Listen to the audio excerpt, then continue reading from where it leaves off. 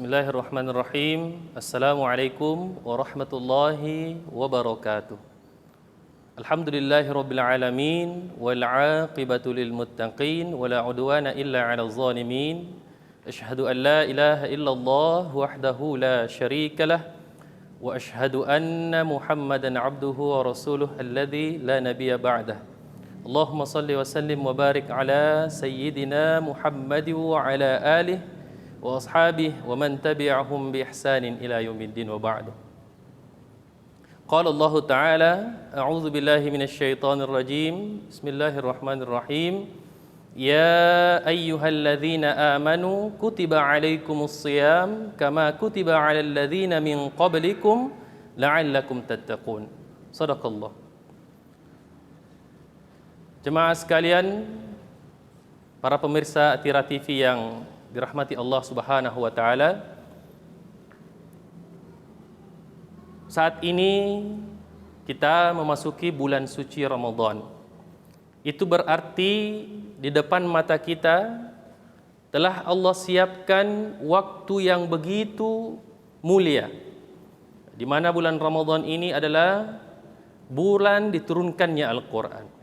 Oleh karena itu, ada beberapa hal yang perlu kita persiapkan dengan baik. Yang pertama dan paling utama adalah niat.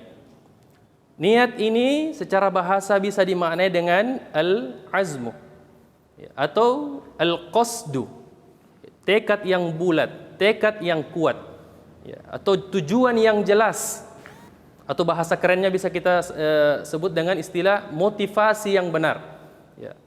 Karena niat ini menentukan hasil dari amalan yang kita lakukan.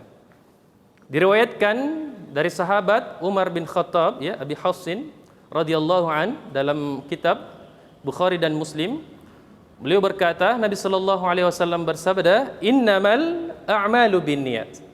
Sesungguhnya amal itu tergantung niatnya. Nah, niat ini kedudukannya sangat menentukan amalan seseorang. Amalan seseorang. Nabi sallallahu alaihi wasallam pula bersabda dalam riwayat yang lain, "Idza salahat jasadu kullu wa idza fasadat jasadu kullu ala wahyal qalb." Ini mengumpamakan bahwa dalam diri manusia itu ada sesuatu yang begitu bermakna, begitu vital, Apa itu? Hati. Kalau hati itu baik, baik seluruhnya. Kalau hati itu rusak, rusak seluruhnya. Sedangkan niat itu berada di hati. Kalau niat ini rusak, salah, tidak benar, maka sia-sia seluruh amalnya. Tapi kalau niat ini benar karena Allah Subhanahu wa taala, lillahi taala, maka semua juga dinilai oleh Allah Subhanahu wa taala sebagai amal yang saleh. Kebaikan yang nampak tanpa dibarengi dengan niat yang ikhlas karena Allah, maka itu bisa disebut sebagai maksiat. Karena amal yang saleh, syaratnya harus memenuhi. Yang pertama, niatnya saleh, niatnya karena Allah. Kemudian yang kedua, caranya yang saleh, caranya juga yang benar. Jadi dua syarat yang harus terpenuhi sehingga amalan itu dianggap amalan yang saleh. Nah, terkait dengan puasa, tentu ada bermacam-macam orang yang menjalani puasa. Ada yang memang karena niatnya karena Allah. Ini orang yang mendapatkan balasan dari Allah dan Rasulnya juga. Sebagaimana hadis Rasulullah Sallallahu Alaihi Wasallam. Yang kedua, mungkin ada orang yang berpuasa hanya karena menjadi rutinitasnya saja. Jadi kalau datang Ramadan, dia berpuasa sebagai rutinitas biasa saja. Ada juga yang berpuasa hanya karena ikut-ikutan atau dipaksa oleh orang lain. Biasanya orang seperti ini, dia tidak jujur dalam puasanya. Makanya Allah Subhanahu wa taala dalam hadis qudsi mengingatkan, "As-shaumu li wa ana ajzi bih." Nih, kita harus perhatikan dengan baik. Kata Allah Subhanahu wa taala, puasa itu untukku, aku pula yang akan membalasnya. Maka berarti amalan puasa ini, ibadah puasa ini adalah ibadah kejujuran. Walaupun malaikat mencatat, orang ini bersedekah, orang ini salat tarawih, orang ini baca Quran, tapi kalau niatnya bukan karena Allah, wallahi di depan Allah semuanya batal. Tidak mendapatkan apa-apa dari Allah Subhanahu wa taala. Ada orang yang salat Salatnya bisa tidak mendapatkan pahala, justru mendapatkan dosa. Kenapa? Ada satu pernyataan yang begitu menarik yang disampaikan oleh Fudail bin Iyad rahimahullah, ulama abad kedua Hijriah, meninggal 187 Hijriah. Beliau pernah menyampaikan, tarkul amalu li ajlin nas riya, wal amalu li ajlin nas syirik, wal ikhlasu ayyuafikallahu minhuma. Kata beliau ya rahimahullah, kalau engkau meninggalkan sesuatu itu karena makhluk selain daripada Allah, maka engkau telah riya. Tapi kalau engkau melakukan sesuatu itu bukan karena Allah, selain karena makhluk, ya, maka engkau telah syirik.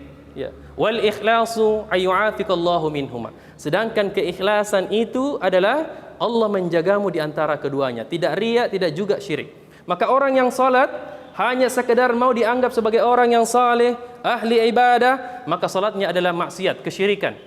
Karena dia melakukan bukan karena Allah Subhanahu wa taala, persis sama dengan puasa. Apalagi di dalam bulan Ramadan ini kita banyak melakukan amal-amal, baca Quran, sedekah, dan amal-amal yang lain.